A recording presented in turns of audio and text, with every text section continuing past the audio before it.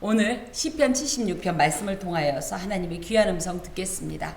표제를 보니 아삽의 시다. 그래서 이 3편에는 아삽의 시가 굉장히 많이 있다고 했는데 쭉 연결이 되고 있어요. 이것은 인도자를 따라 현악에 맞춘 노래로서 이제 하나님 앞에서 성전 찬양대 지휘에 따라서 함께 찬양을 드렸던 그런 시편입니다.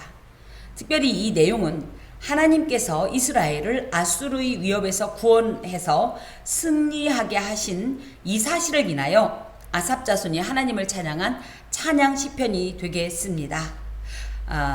이 75편과 76편이 서로 나누어져 있지만 굳이 얘기한다면 어떤 사건으로 얘기한다면 이건 전이고 이건 후예요. 어떤 사건을 기점으로 해서 그것이 무엇이냐면 75편은 하나님을 경외치 아니하는 근본적 인본주의자들이 하나님의 택한 백성 곧 하나님을 경외하는 근본적 신본주의자들을 위협하여 대적하고 그럴 때에 하나님께서 가만히 계시지 않고 하나님의 진노로서 그들을 심판하신 사실을 이곳에 담고 있어요. 그래서 75편과 76편이 같은 주제인 것 같은데 아까도 말씀드렸듯이 하나의 사건을 두고 이 사건의 전후로 이렇게 나눈다. 이 히스기야 통치 14년에 이게 이제 열왕기 하 18장에 나와 있는데 예루살렘을 이 아수르가 침범을 했고 그렇게 예루살렘을 무너뜨리려고 예루살렘을 둘러 진친 산헤립이 이끄는 아수르군의 위협에 처한 상황에서 하나님께서 공의로 보응해달라고 제발 당신의 이 언약 백성인 우리를 버리지 말고 지켜달라고 이들을 물리쳐달라고 이렇게 간절히 기도하면서 그것을 그냥 기도만 한 것이 아니라 그럴 줄로 믿습니다 하면서 찬양하였던 시편이 75편이고요. 76편은 마침내 하나님께서 이 아수르 군대를 경멸하시고 이스라엘을 구원하신 사건이 또 열왕기 하 19장에 있는데 이로 인하여서 택한 백성의 승리가 되시는 이 하나님을 찬양하며 감사드리는 그런 시편이라고 하겠습니다. 자 보면 하나님은 유다에 알려지셨으며 그의 이름이 이스라엘의 크시도다. 유다와 이스라엘은 우리나라가 북한과 남한이 한 몸이듯이 그죠? 한 민족이듯이 이들도 한 야곱의 이 후손들이에요. 물론 이제 지리적으로는 유다가 남쪽에 있고 이스라엘은 북쪽에 있습니다. 그리고 또 이스라엘로는 10지파가 이스라엘에 편입이 됐고 북이스라엘, 남유다는 유다 지파와 그 밑에 있던 이제 베냐민 지파가 이제 이 남유다. 그러니까 이런 어떤 규모로 봐도 어마어마한 차이가 있지요. 그런데 이 하나님께서 이 유다 그러니까 요 남유다에 알려지셨는데 그 이름이 또 이스라엘의 크시도다 할 때 요걸 좀 잘 알아야 되는 것이 이 당시에 이미 이스라엘은 아수르의 북이스라엘은 멸망당한 상태였어요. 그러니까 굳이 얘기하면 이스라엘은 지금 흔적조차 없는 상태예요. 그런데도 불구하고 이 아삽의 후손인 이 저자가 이런 표현을 쓴 것은 어찌됐든 망했건 어쨌건 그들 모두는 우리 모두는 하나님의 선민 공동체다. 현재적으로는 그들이 흔적조차 없어진 것 같지만 우리 하나님의 선민 공동체인 이 유다와 이스라엘 가운데 우리 하나님의 이름이 알려지셨다. 이거는 야다라는 말로 우리가 부부지간에 아는 것과 그 다른 사람을 아는 건 차원이 다르잖아요. 이 정도로 가깝게 안다라는 사이 이런 어떤 의미를 가진 게 야다예요. 그래서 하나님의 그간의 구원의 행적 우리를 지키시고 보호하시고 대적들을 물리치시고 늘 함께 하셨던 이런 역사를 우리는 체험해서 알고 있다. 그런데 다시 한번 어떤 사건을 통해서 이미 알고 있던 것을 다시 리마인딩하죠. 맞아. 우리 하나님 그런 분이셨어. 우리도 그렇지 않습니까? 그죠? 알고 있는데도 잊어먹어요. 그리고 망각하고 막 흘려가다가 어떤 순간에 하나님께서 어떤 은혜를 베푸시거나 어떤 깨달음을 주시면 맞아 우리 아버지 그런 분이셨지. 나 예전에도 그랬을 때 그러셨지. 이렇게 하는 것처럼 지금 이 저자가 그런 하나님을 우리가 다시 한번 마음에 재각성하고 새기고 있다 이 얘기예요. 특히 그의 이름이 이스라엘의 크시도다 할 때는 유다에는 알려주고 이스라엘에는 크시다는 뜻이 아니라 같은 말이 반복되는 거예요. 그래서 우리에게 다시 한번 기존에 체험했던 하나님의 그 구원 역사를 재확인시켜 주시고 또 다시 한번 기억나게 하시고 무엇보다도 그 이름은 온 땅 가운데 특히 하나님의 언약 공동체 가운데 그 위대하고 또 그 인격이 얼마나 존귀한지가 다 모두에게 수긍되어지는 알려지는 이런 역사가 있었다는 거예요. 크다라는 말은 까돌이란 말로 단순한 어떤 사이즈가 크다는 것이 아니라 위대하다 그리고 존귀하다 뭐 이런 뜻을 갖고 있어요. 하나님께서 우리를 건져주시고 도와주실 때 어떤 과업으로만 행하시는 게 아니에요. 이걸 해주기로 했으니까 하는 게 아니라 뭐예요? 당신 가슴이 먼저 뜨겁고 당신이 무언가를 해주고 싶은 그 열망으로 그 열망의 결과가 쉽게 얘기하면 까돌이에요. 그 위대하고 존귀함이 우리에게 미치게 되는 거예요. 그것들을 우리는 이번 사건을 통하여서 즉 사네립의 군대를 멸망시키고 우리를 아수리 위협으로부터 건져주신 이 사건을 통해서 우리는 확실히 알게 되었다. 그 위대함과 존귀함을 우리는 부정할 수 없다. 이런 고백입니다. 자, 그의 장막은 살렘에 있으며 그의 처소는 시온에 있도다. 그의 장막, 그의 처소, 이게 이제 같은 말이에요. 장막은 텐트라는 말이에요. 하나님께서 하나님의 이 성막이 광야 시절엔 뭐였죠? 장막이었어요. 그죠? 그런데 이 형태가 뭐 장막이었냐 아니면 콘크리트냐와 상관없이 하나님은 그곳을 처소 삼아서 우리가 내 영혼이 은총 입어 할 때 그 하나님께서 임하는 곳이 궁궐이나 초막이나 라고 외치는 것처럼 하나님이 계시기 때문에 무엇이든지 그 가치가 있는 거예요. 같은 텐트라도 그죠? 같은 텐트라도 제 아무리 위용이 대단하고 뭐 멋지고 화려해도 그곳에 하나님이 계시면 하나님이 안 계시면 아무런 가치가 없는 거예요. 그런데 그야말로 초막처럼 너무 비루하고 사실 사람 눈에 볼 때 초라해 보여도 하나님께서 계시면 하나님의 임자가 계시면 그것 때문에 이미 이것은 최고의 가치를 갖는 겁니다. 하나님의 장막이 그래서 애초부터 하나님은 큰 어떤 성전을 지으라고 말씀하신 적이 없어요. 다만 솔로몬이 그런 성전을 지은 건 물론 영적인 이 감동에 의해서도 지었지만 이런 것을 통하여서 자신의 어떤 정치적인 위세를 좀 이렇게 과시하고자 하는 것도 없지 않아 있었습니다. 사실이에요. 그래서 솔로몬이 굉장히 정치적인 저희는 솔로몬이만 믿음이 어마어마 좋은 대믿음의 선배라고 알고 있는데 딱 그렇진 않습니다. 굉장히 정치적인 어떤 목적도 많이 있었는데 어찌 되었든지. 그리고 이제 나중에 보면 학개서에 야 성전 지어라 그랬더니 하나님이 멋진 성전 지으라는 건가? 그게 아니에요. 스룹바벨 성전은 그 어떤 성전보다도 초라했어. 하지만 그 성전을 통해서 하나님이 일하셨어요. 그렇기 때문에 우리의 삶이 어떠한가에 따라서 하나님이 나를 어떻게 생각한다고 생각하지 마세요.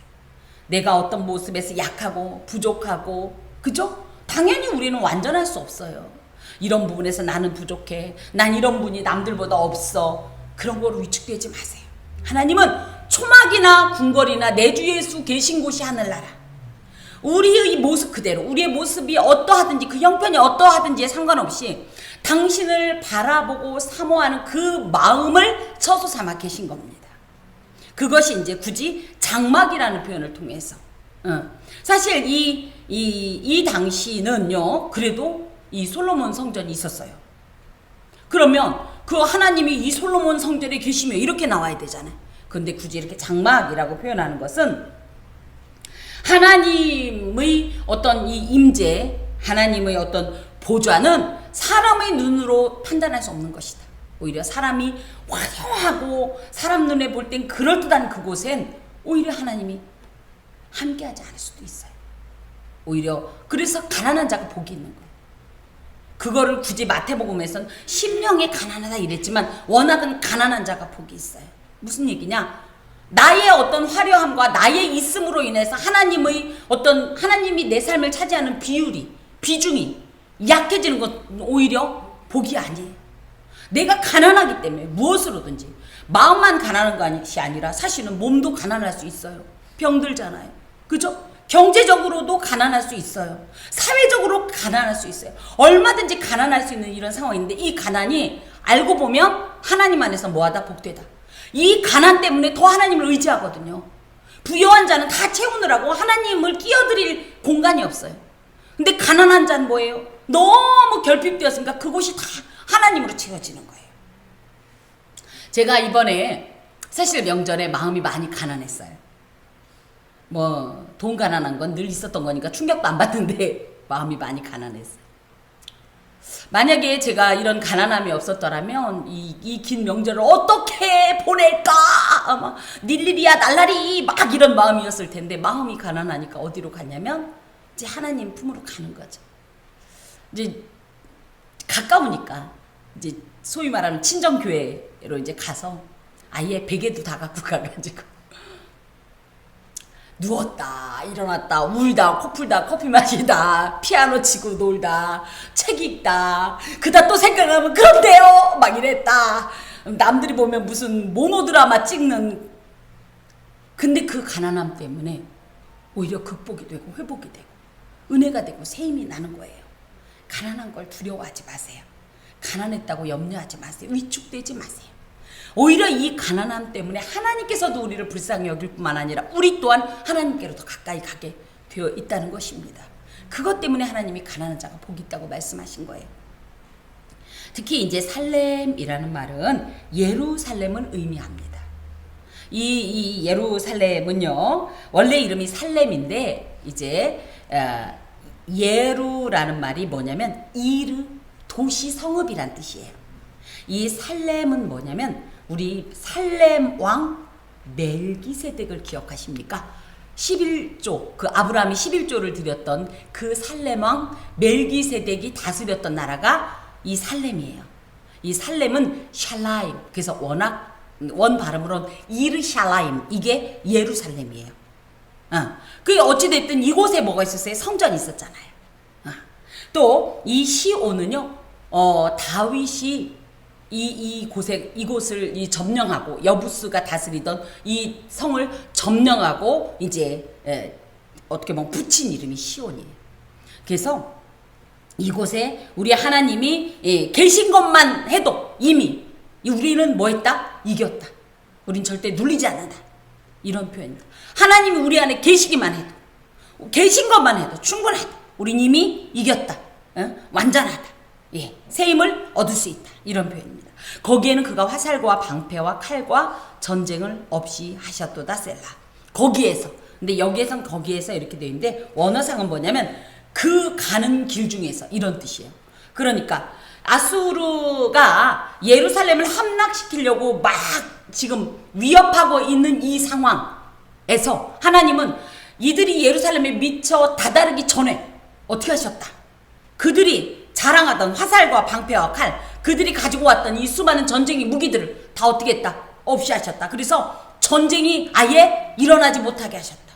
실제로 아수르 군대를 하나님께서 완전히 이 전쟁을 없이 하셨다라는 것이 샤바르란 말로 산산조각 냈다, 파쇄했다 이런 뜻인데요. 하나님께서 이 아수르 군대를 열왕기하 19장에 보면 갑자기 하나님께서 이들을 당신의 사자를 통해서 갑자기 다 아수르 군대를 전멸시켜요. 그 얘기입니다.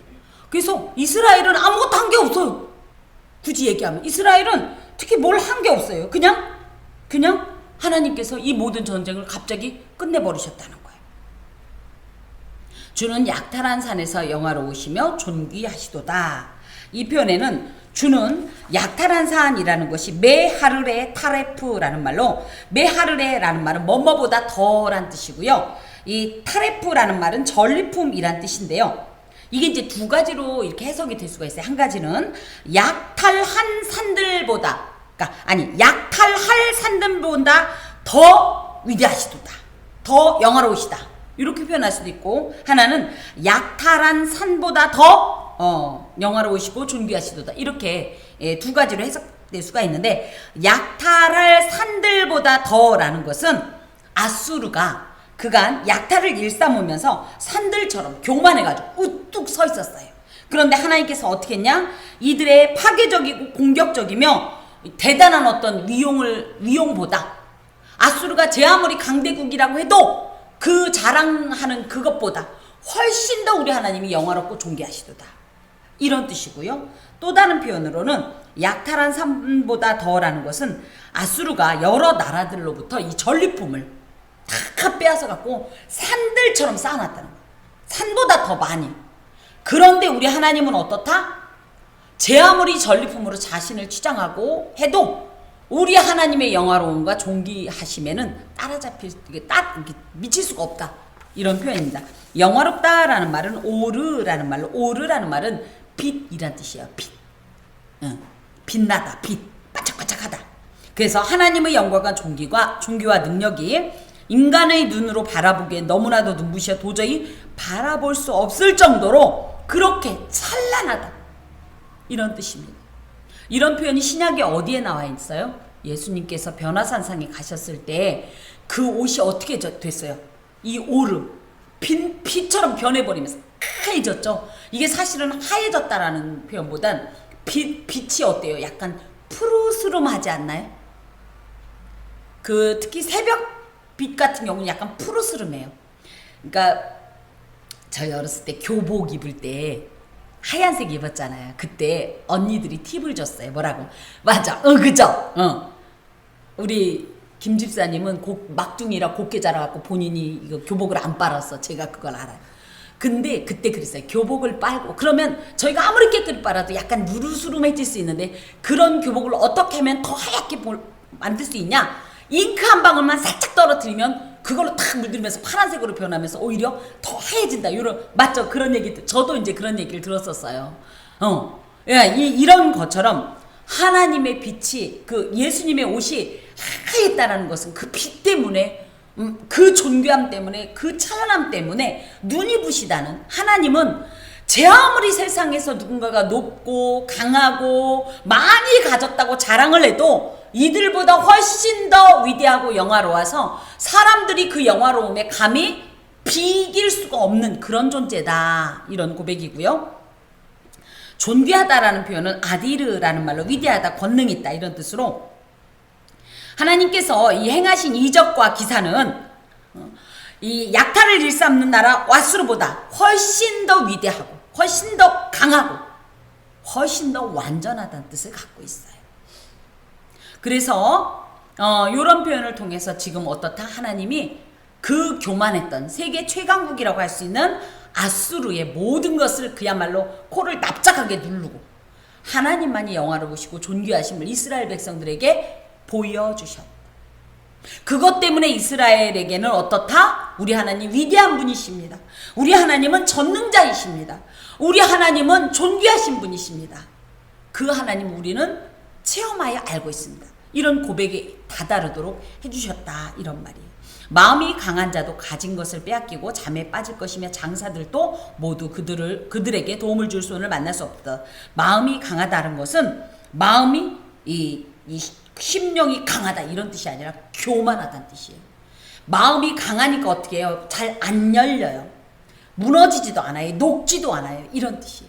마음이 완고하고 교만하다는 건 스스로 최강국이라고 여기면서 다른 나라는 물론 심지어 하나님까지 무시하였던 아수르를 의미해요.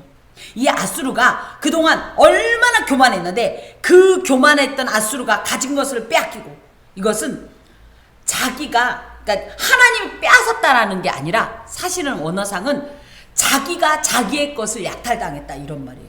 무슨 얘기냐? 재무덤 지갑했다. 응? 예루살렘을 함락시키기 위하여 대기 중이던 아수르 군대가 하룻밤 사이에 하나님에 의해서 18만 5천 명이 죽은 사건이 이제 이사야 37장에 있는데 그것이 왜 일어났냐? 하나님이 가만히 있는 아수르에게 괜히 그런 게 아니다 이거예요. 뭐예요? 아까도 얘기했듯이 마음이 강해서 교만해서 완고해서 완악하고 교만함으로 인해서 하나님의 백성 공동체를 침범하니까 하나님의 백성 공동체를 침략했다는 건 곧 뭐예요? 하나님의 눈을 촉범했다. 하나님의 눈알을 건드린 거. 우리 눈알 건드리면 얼굴 건드리는 거하고 차원이 다르잖아. 눈알 건드리면 어떻게 해요? 그게 누구라도, 나의 사랑하는 그 누구라도 가만히 못 있잖아요. 그쵸? 그러는 것처럼 하나님의 눈을 촉범한 사건이었어요. 그걸 안 했었는데 그걸 함으로 말미암아 스스로가 자기의 것을 자기가 약탈당했다. 그 모든 것을 자초했다. 하나님의 진노를 자초했다. 모든 악인들은, 워낙은 하나님은 악인의 하나인들 죽는 것을 기뻐하지 않아요. 그런데도 불구하고 왜 악인이 심판을 당하냐? 자기 스스로 그 악을 자초하고 그 심판을 불러들이는 거예요. 하나님께서 교만하지 말고 빨리 마음을 겸손히 하고 낮추고 온유한 자가 돼서 주 예수를 믿고 구원을 얻으라, 이렇게 말씀하셨을 때 스스로 마음을 강하게 하여 하나님을 거적하고 교만하고, 그러므로 말미암아 뭐예요? 끝내는 하나님의 이 간절한 이 부름을 거부함으로 말미암아 심판을 당하는 거예요. 하나님이 일부러 야 넌 미워, 이게 아니라니까요. 우리가 잘 이것을 이해해야 해요. 특히 장사들이라는 말은 잘 훈련된 강력한 힘을 가진 아수르 군인들로서 그들이 이 지금 마음이 강한 자라고 할 때, 특히 이제 아수르의 이 군대 장관이었던 그 사네립을 의미한다고 하면 그들을 더 이상 도와줄 수가 없다. 제 아무리 힘이 세도 인간의 힘이 어떻게 감히 하나님의 힘과 비교가 되겠습니까? 특히 5절에 가진 것을 빼앗기고, 그러니까 자기의 것을 자기 스스로 약탈당했고, 무엇보다 잠에 빠진다는 것은 죽는다는 뜻을 갖고 있어. 죽음에. 그러니까 이 죽음이라는 표현이 이제 진짜 죽는 것도 맞고, 또 한 가지 뭐예요? 하나님께서 마치 죽은 것처럼 다시는 일어날 수 없을 정도로 완전하게 패망시킨다는 뜻을 함께 가지고 있습니다. 예, 여기에 이제 그 장사들이라는 마음이 강한 자라는 표현 가운데 조금 이제 독특한 표현이 있어서 이렇게 말씀을 드리면, 얘는 콜 아누스에, 이래서 아누스라는 말은 에노시란 말로 사람이란 뜻이에요. 사람을 표현하는 것이 뭐 아담도 있고 에노시도 있고 조에는 생명이고 막 다 이렇게 연결이 됩니다만은, 에노시란 말은 병을 앓는다, 부패한다, 이런 뜻을 갖고 있어요. 그러니까 인간의 본질이에요, 이게. 예, 육체적으로나 정신적으로 결함을 가진 존재로서의 인간은 겉으로 보기에는 힘이 제 아무리 강하다 할지라도 하나님 앞에서는 아무것도 아닌 그냥 썩어 없어질 흙덩어리와 같다는 뜻이 에노시예요. 그런 자들이 스스로의 어떤 이런 힘을 자랑해봤자 하나님 안에서, 하나님의 심판 앞에서는 누구라도 추풍 낙엽처럼 흔적조차 없이 사라져버릴 수밖에 없는 그런 존재라는 것이 또 이 마음이 강한 자에게 들어있습니다. 우리가 이 세상 가운데서 제 아무리 뭐 대단한 것을 누려도 결국은 뭡니까? 결국은 죽음 아닙니까? 결국은 죽음 아닙니까? 제 아무리 잘 살았으면 뭐예요? 그 사람의 결국이 뭐예요? 죽음 아닙니까? 물론 그것이 뭐 남으면서 자손들에게 넘겨주니까 그 사람의 존재가 그 재물 속에 있는 것 같지만 그건 별개의 문제예요. 생명이 없으면 끝난 거 아닙니까? 이게 에노시예요.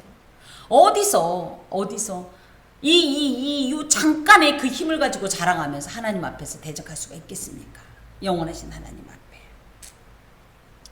야곱의 하나님이여 주께서 꾸짖으심에 병거와 말이 다 깊이 잠들었나이다. 아수르의 막강한 힘을 상징하는 것이 병거와 말이에요. 근데 이것들이 다 어떻게 됐다고요? 마치 잠든 것처럼 아무런 힘을 발할 수 없고, 심지어 그것들이 다 죽고 그렇게 만든다는 거예요, 하나님이. 왜? 하나님께서 꾸짖으셨어요. 특히 여기에 야곱의 하나님이라는 표현은 1절의 유다와 이스라엘의 조상이 야곱이잖아요. 그죠?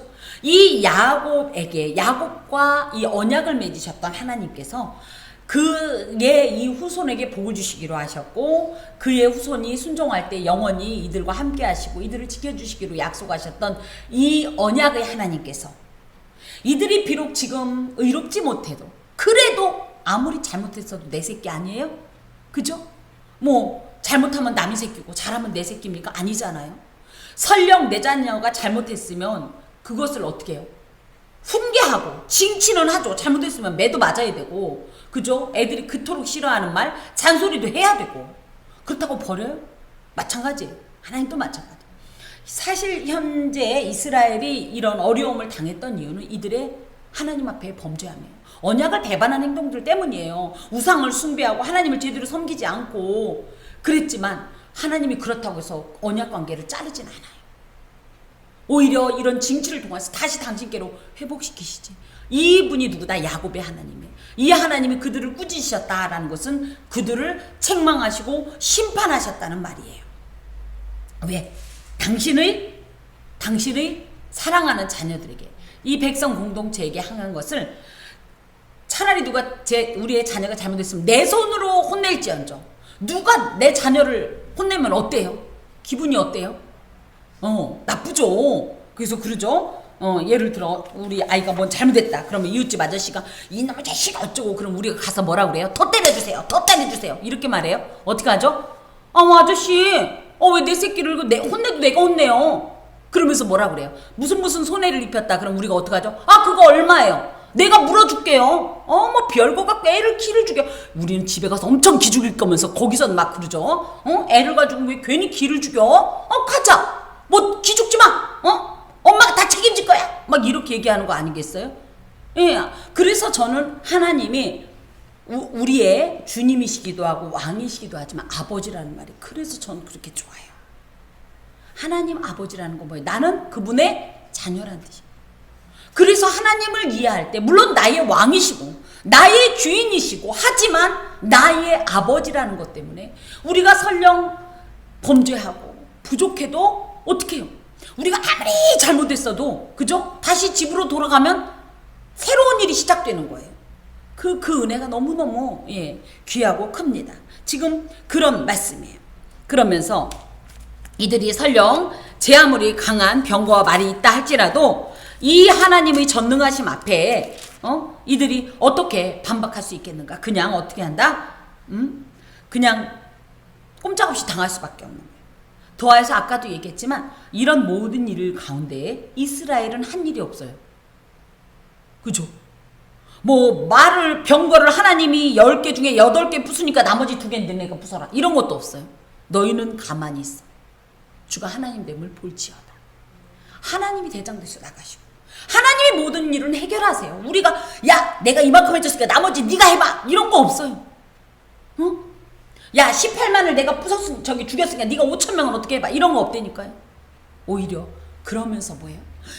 우리는 아무것도 할 수 없는 존재이지만 전능하신 하나님께서 우리의 보호자가 되시니 우리는 이 하나님만 의지하며 살아야겠다라는, 이건 무능과는 다른 얘기입니다. 이런 믿음이 생기는 거죠.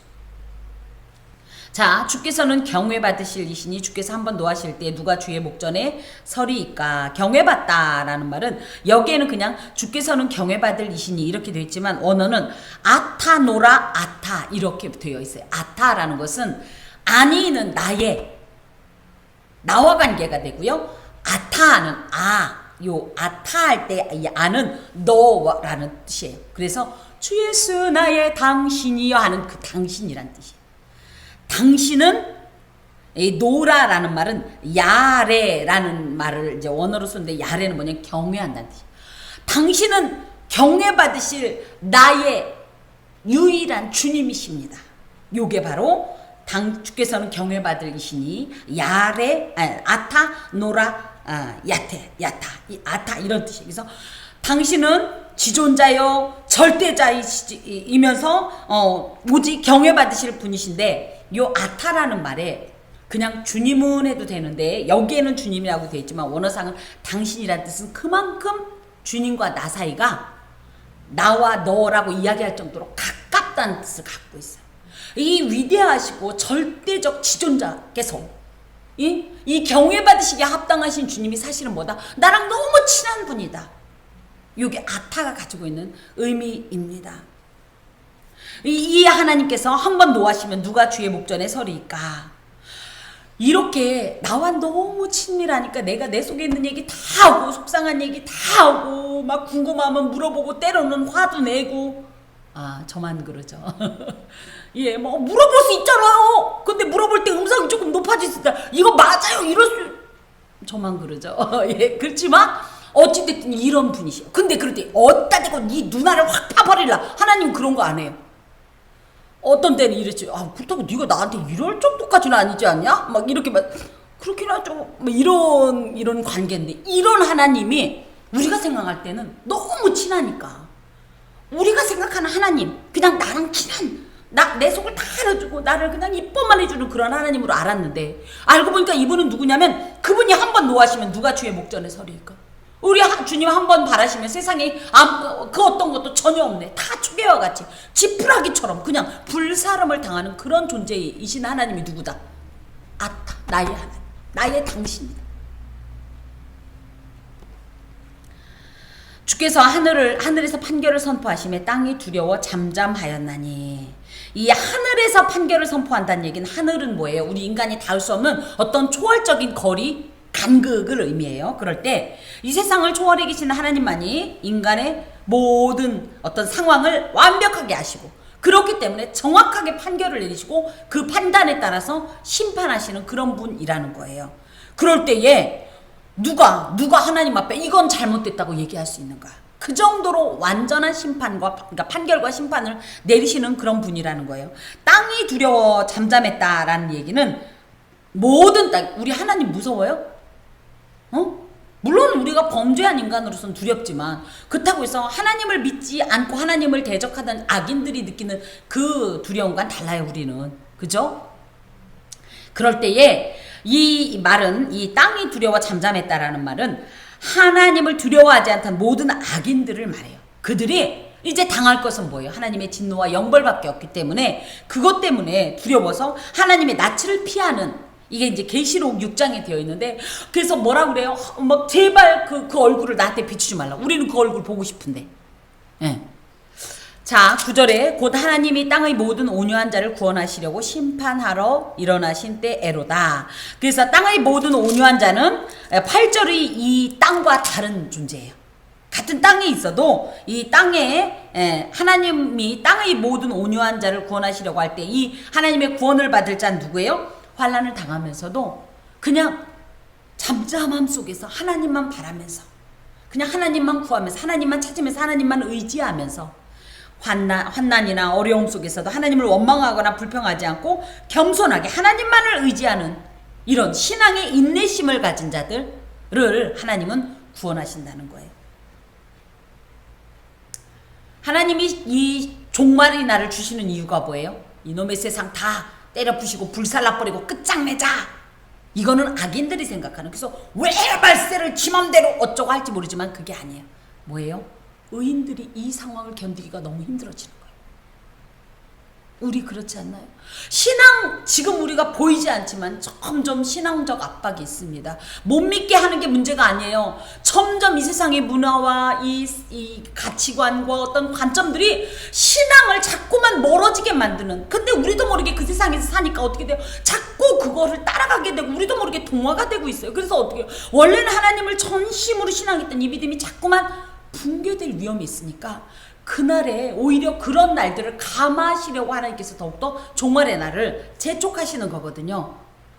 그 날이 온다라는 거예요. 그렇기 때문에 주님의 구원의 날, 그 종말의 날에 의인들은 뭐라 그래요? 너무너무 행복하니까 여기서도 셀라가 들어간 이유가 뭐예요? 너무너무 이 감정적으로 막 그날이 기대가 되고 소망이 되는 거죠. 자, 그러면서 진실로 사람의 노여움은 주를 찬송하게 될 것이요. 사람의 노여움이라는 것은 하나님을 이 거부하는, 하나님께 대적하는, 하나님이 뭘 잘못했다고 하나님을 대해서 함부로 말하고, 하나님의 손길을 외면하고 그 음성에 귀를 막고 하는 이런 모든 행동들을 어떻게 돼요? 바뀌어서 그날엔 뭐 한다? 주를 찬송한다. 하나님을 인정하고 하나님의 위대하심을 고백하고 선포하는 날로 바뀐다는 거예요. 또 그 남은 노여움은 주께서 금하시리이다. 그래서 하나님과 그의 택한 백성을 대적하는 무리들이 바라는 어떤 악인들의 세력이 아무리 강해도 마침내 그것들은 하나님 앞에서 다 굴복되어지고 또 심판 앞에서 다 허물어진다. 너희는 여호와 너희 하나님께 서원하고 갚으라. 이건 무슨 얘기냐면 유대 백성들이 지금 자신들은 아무것도 한 거 없죠.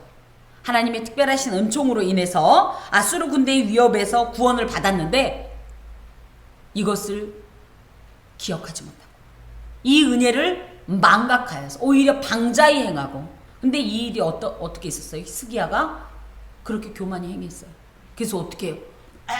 내가 이런 거 다 했다고 그러면서 성전에 막 그 다 보여줘갖고 그거 나중에 다 빼앗기지 않습니까? 이러지 말라 소리. 오히려 하나님이 이 일을 행하셨으므로 이것에 합당한 경배와 찬양과 고백과 감사의 예물을 드려라. 그러므로 말미암아 하나님께서 일하심을 인정해 드려야 합니다. 근데 우리도 마찬가지예요. 은혜는 맨날 받았대. 맨날 응답 받았대. 그런데 뭐야? 땡. 당연한 거야. 아니요. 저는 그렇게 생각합니다. 어떤 일이 있으면 우리가 물론 입술로도 선포해야 되지만 우리의 마음속에 하나님이 이 일을 행하셨음을 다시 한번 이렇게 확증하고 이렇게 인증하는 어떤 행동을 해야 돼요. 은혜를 받았으면 아우 나 하나님 맨날 은혜 주시는 분이니까 나는 은혜 받고 땡이 아니라 나도 그 은혜에 마땅히 화답을 하여야 합니다. 근데 우리는 너무 받는 거에 익숙해져 있어. 예수 신앙하는 이들. 근데 우리가 물론 받죠. 하나님께 드릴 건 없어요. 그렇지만 적어도 하나님께서 주신 거에 대해서 인정하면서 나도 그거하고 똑같이는 할 수 없지만 그것에 대한 내 마음의 어떤 징표로 삼아서 그것 때문에 그래서 사실은 뭡니까? 은혜 받으면 사람들이 뭘 해요? 하나님 앞에 뭔가 드리기 위해서 와서 청소라도 하려고 그러고 막 이 환기라도 시키려고 하는 게 이게 바로 이런 큰 걸 하나님께서 원하시는 건 아니지만 적어도 내가 은혜 받은 흔적은 하나님께 되돌려드리는 행동을 해야 된다는 얘기예요. 사방에 있는 모든 사람도 마땅히 경외할 이에게 예물을 드릴지로다. 그래서 하나님께서 온 세상의 주관자로서 악인을 징벌하며 의인을 구원하는 자이시니 모든 피조물들은 그에 합당한 어떤 이런 태도를 가지라는 것. 하나님이 베풀어 주신 것, 하나님이 행하신 모든 것을 당연히 이 화답해야 된다. 하나님, 그래서 혹시 이런 분 계세요? 오늘도 해가 떠오르게 해주셔서 감사합니다 하고 혹시 감사헌금 했어요? 저도 해본 적이 없는데 나보다 믿음 좋으면 안 되는데 예, 이런 걸로. 그래서 이건 하나의 예고 당연한 게 아니라 뭐라고 그랬어요? 우리가 은혜라고 그랬지. 그러면은 이 은혜에 대해서 이 모든 것을 베풀어 주신 하나님 앞에 늘 우리는 감사의 예물을 드려야 된다는 거. 그래서 하나님이 해 떠오르게 해서 감사하다고 뭐 얼마 헌금할 거예요? 그죠? 그러니까 뭐예요? 뭐 하나님을 뭐 찬양했대는데 뭐 찬양할 수도 있고, 그죠? 또 누군가에게는 또 뭐 주의 복음을 전할 수도 있고, 이렇게 내 나름대로 하나님 앞에 예물을 드리는 삶을 살아라. 이 지금 유다가 어마어마하게 큰 구원을 이루었잖아요. 이 구원의 은혜를 받았잖아요. 그럼 이것에 대해서 마땅한 어떤 예물을 드려야 돼요. 그것에 대한 어떤 행동을 해야 돼요. 돈이 문제가 아니라 우리도 마찬가지예요. 그것을 하나님께서 명하신 거예요. 해도 그만 안 해도 그만이 아니라 나야 할 수 있는 최선을 다해서 하나님께 받은 은혜에 대한 어떤 우리 마음에 이런 어떤 화답이 있어야 된다는 표현입니다. 그가 고관들의 길을 꺾으시리니 그는 세상의 왕들에게 두려움이시로다.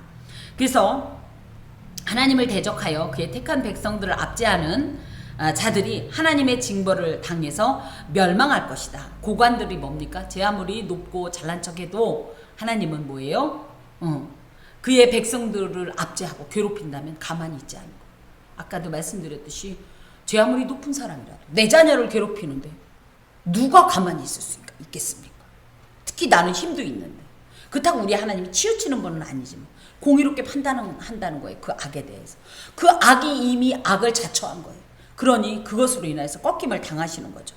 그걸 보고 세상의 왕들은 뭐예요? 왕이면 뭐예요? 다 할 수 있고 내가 제일 센 것 같고 내 멋대로 해도 된다고 백성들 위해 굴림해서 어떤 악정을 행하고 이렇게 해도 된다라고 생각했던 이들에게 참된 왕은 저렇게 공의롭게 행하는 거구나. 자신의 백성을 아끼고 보호하면서 이렇게 은혜로 다스리면서 지키면서 대적을 물리치는 저런 존재가 왕이구나를 배우게 된다는 거예요. 그러면서 자신도 함부로 그렇게 행하면 하나님 앞에 반드시 멸망당하는 것을 알고 오히려 하나님의 행하신 일을 보고 두려움 가운데 배운다. 이런 표현입니다. 사실 구속사적 관점에서 볼 때 선민 이스라엘과 이방 원수들과의 전쟁은 하나님께서 택한 이 성도와 또 사탄 및 인간의 죄성으로 오염된 이 세상과의 영적 투쟁을 예표합니다. 우리는 이 세상 가운데서 살아갈 때에 사실은 수많은 위협을 당하게 돼요. 어떤 위협? 신앙의 위협. 내 신앙을 유지할 수가 없어요. 도와주는 이는 잘 없어요. 오히려 내 신앙을 회방하고 방해하고 약하게 하고. 그런데 그럴 때 어떻게 해라? 같이 휩쓸려 가지 말고 오히려 어떻게 해야 돼요? 이 하나님을 힘입어서 믿음의 선한 싸움을 싸우고, 그래서 세상을 이기고 죄악을 이기고 나를 이기려고 하는 이런 의지를 가지고 하나님 앞에 구할 때 하나님 반드시 나에게 힘을 주신다는 거예요. 두려워하고 떨지 마시고 오히려 마음을 강하게 하고 담대히 하라. 두려워하며 놀라지 말라. 내가 어디로 가든지 내 하나님 나 여호와가 너와 함께 하느니라는 말씀을 굳게 잡고 하늘 가나안을 사모하면서 여호수아가 가나안을 향해 나갔듯이 우리 또한 그 땅을 향하여서 승리의 걸음을 해야 된다는 말입니다. 우리 주 예수 그리스도를 대장으로 삼고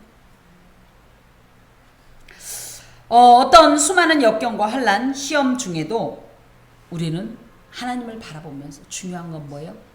여호와 신앙을 지키는 거예요. 요동치 않고 그 자리를 지키는 겁니다. 그럴 때 하나님께서 반드시 승리하게 하실 것입니다. 기도하겠습니다. 주님 감사합니다. 오늘도 또 한 번 하나님의 은혜를 주입받고 이 은혜로 말미암아 샘을 얻고 또 살아가야 할 이유와 이겨야 할 또 분명한 목적과 의미를 확인합니다. 주님 오늘도 세상 가운데서 주께서 주신 믿음과 말씀 가지고 성령의 권능과 주께서 주신 무기를 가지고 승리케 하시고 나의 믿음을 약화시키는 수많은 세력들과의 싸움에서 주의 이름으로 승리케 하여 주시옵소서. 주님 이제 예배 이후에 전도를 하게 될 때에 날 때문에 애매해서 어떻게 해야 될지 모르겠지만 주여 이들 중에 누군가는 감동이 되게 하시고 누군가는 약했던 믿음이 빈들의 마른 풀과 같았던 믿음이 새로워지고 새 힘을 얻게 하시고 누군가는 하나님을 향하여 그 발길을 돌리게 하여 주시옵소서. 완악한 모든 마음들 무너지게 하시고 주 앞에 이 모든 것들을 순하고 달게 받음으로 복되게 하여 주시옵소서. 또한 하나님 앞에 충성 봉사하는 사랑하는 종들에게 은혜를 베풀어 주시고 받은 은혜에 화답하려 하여 각양 은사로 하나님 앞에 갚을 때에 주여 그것이 오히려 은혜의 통로가 되게 하시고 복받을 그릇이 되게 하여 주시옵소서. 감사하고 예수 그리스도의 이름으로 기도하오며 주님의 기도를 드립니다. 하늘에 계신 우리 아버지, 아버지의 이름을 거룩하게 하시며 아버지의 나라가 오게 하시며 아버지의 뜻이 하늘에서와 같이 땅에서도 이루어지게 하소서. 오늘 우리에게 일용할 양식을 주시고 우리가 우리에게 잘못한 사람을 용서하여 준 것 같이 우리 죄를 용서하여 주시고 우리를 시험에 빠지지 않게 하시고 악에서 구하소서. 나라와 권능과 영광이 영원히 아버지의 것입니다. 아멘.